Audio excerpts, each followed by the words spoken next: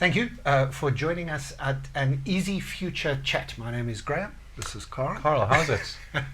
And we're just two mates who enjoy wine, enjoy talking about the world, and we thought you'd just enjoy listening in as we chatted. I'm fascinated by the future, all things future, and wrote a book many years ago about different generations and how generations drive change.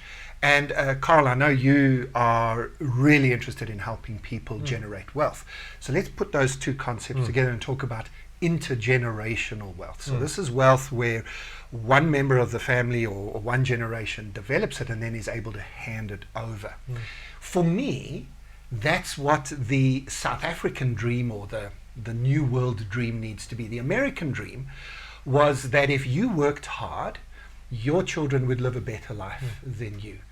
Wouldn't that be a great thing for us to achieve for maybe the next 40 or 50 years in South Africa? Absolutely, Graham, and I think it's very possible. It's not the American dream, and you've obviously spoken about this. It's the South African dream, and we really should look at our investments, our ways how we use money to pay it forward for future generations. So there's a few elements to that dream. The first is you need to have work. So we've got to get employment going, so that's part of it. The second thing is you've got to be paid enough that you've got some disposable income. So you're not spending all of the money you're making just to get to the next month. And then the third thing is you've got to have some kind of investment opportunity so that you can store that wealth and hand it over. And for me, I know a lot of South Africans look to land. Property. Let's buy property and let's keep property. Of course, very contentious issue in South Africa because the ancestors of the white people took the land from the ancestors of the black people. Neither of us are feeling guilty about that personally, but we recognize the history. And so there's a lot of debate and a lot of argument of people saying, give the land back. And I think we need to have that conversation and see where it goes. But I think there's a huge danger in thinking that that's going to naturally bring wealth. Some of the land in this country is not going to generate wealth at all. And there's no use having a piece of land that's got no value. What we need to be doing maybe is having more of a conversation about how do I generate wealth that I can hand over to my kids. And that's something that you and your team at Easy Equities have really focused on. It's not just a platform for investing. There's a whole mindset behind it, isn't it, of generating generational wealth. Absolutely, and part of that, Graham, is understanding that the quantum doesn't have to be gazillions, and so it's also enabling people to save whatever they can. So I have an issue when financial industry says, oh, you must save 20% of your income. Well, people are struggling to have money to buy food. To have if you're earning R1 million a month, you've got 20% lying around. Perhaps, but I mean, with everything that's happening, it's hard. So we can't just say, I will save. I'd love to save 20%. I'd love to save 50%. Sure. But what is the practicality? So you've got to enable people to save what they can to give them flexibility, and not to diminish that. So if someone is investing R5, that is giving them opportunity and dignity. But you're quite right. Property is also how people invest in property has changed. So it's not just buying a house or having a farm. It's investing in certain types of property as an asset. And so in Easy Equities, you've got Easy Properties where there's fractional investment in a whole bunch of stuff on the JSE. Other exchanges overseas, there are ways that you can invest in property companies. So this whole issue of land and property has also changed. There are many other ways to access that, rather than just being a farmer or a homeowner. I don't have to own a particular plot of land that my grandfather lived on. Absolutely. I can use land as part of this concept. Absolutely. And we've had feedback from many of our users to say exactly that. We want to have access to property investment, but it doesn't have to be in an old school way. And what you don't want to do is spend your whole life saving, and the savings are put into a particular platform that disappears when you die. So it's linked to your life.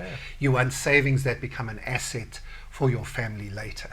And that then allows you to live the dream. Absolutely. And your children to live a better life than you did. Yeah, and what's interesting as well in the South African context, we see many older people, and this is across race, that haven't invested or have invested in ways that haven't served them well.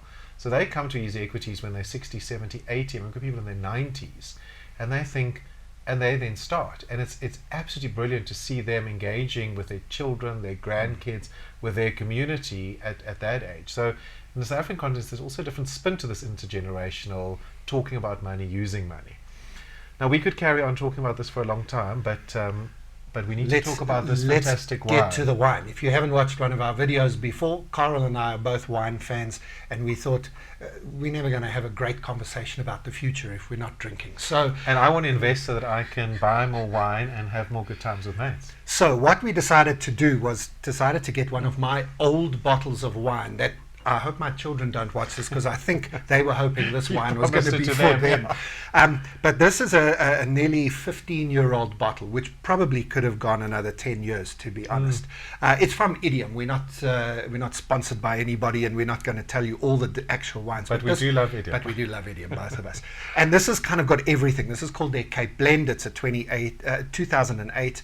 It's Merlot, Pinotage, Cabernet Franc, Cabernet Sauvignon, Petit Verdot. So it's a proper Bordeaux blend, but it's sort of like got all the wines, get all the big things, and that's what it smells like, right? Smells like you've taken every monster red wine you could imagine. So you're expecting to like really be assaulted. Like it assaults your nose, and I mean beautifully, but you're expecting this monster big booming thing. I said I actually don't want to taste it. You just want to. You just want to smell it, but let's give it a go and see. Oh my good grief. That's what age does. I know you can't taste it and we can, so apologies, just watch us enjoying, but unbelievable, eh? Yeah, it is unbelievable. And Graham, maybe one thing worth noting, so Graham knows wines, I'm learning about wines, and it's a little bit like investment. People sometimes feel really uncomfortable. I'm supposed to like that because it's this, Yes. or I can't talk about it and I can't smell this. So for me, drinking wine is like investment. It's such a great opportunity to learn, to enjoy, and it should be fun. Yes. Investing money, talking about money, making money, it's fun. And it's learning, like drinking wine. So and sometimes you come across something where you just think, oh my word, that is a masterful thing. So this, if anybody from Idiom watches this, well done, team. Because, and thank you. And thank you. Because this is just magnificently smooth. There's depth, and I mean, it's still sitting on my palate. I have to have some food with this. That bottle's gonna go nicely with dinner tonight. But that's what happens with time. If you've got a really quality, good red wine, and you leave it for a long time, properly stored and looked after, when you then eventually open, the technical word is the tannins have lengthened.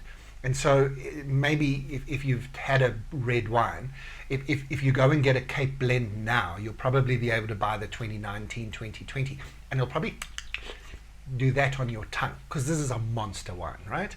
And you'll probably think, oh, it's lovely, it's lots of huge flavors, but it's, whereas what we are experiencing is almost like silk. And Graham, it is, not to force the analogy, but it is a bit like investment. And there's a saying about don't time the market, it's time in the market. And, when times are tough, people often get out of the market, but it is allowing your investment to grow, like you would allow the wine. Just let the bottle sit there. It's not, if you've made a good investment in wine or an investment asset, it's not going to go away with time. It'll only get better with time, and then when you need it, when you want it, it'll be there for you, and maybe even you can give it to your kids. Absolutely. We'll have to get them another bottle. So thanks to the Graham Codrington children. Sorry, kids. I do have another one. I'll keep that for you.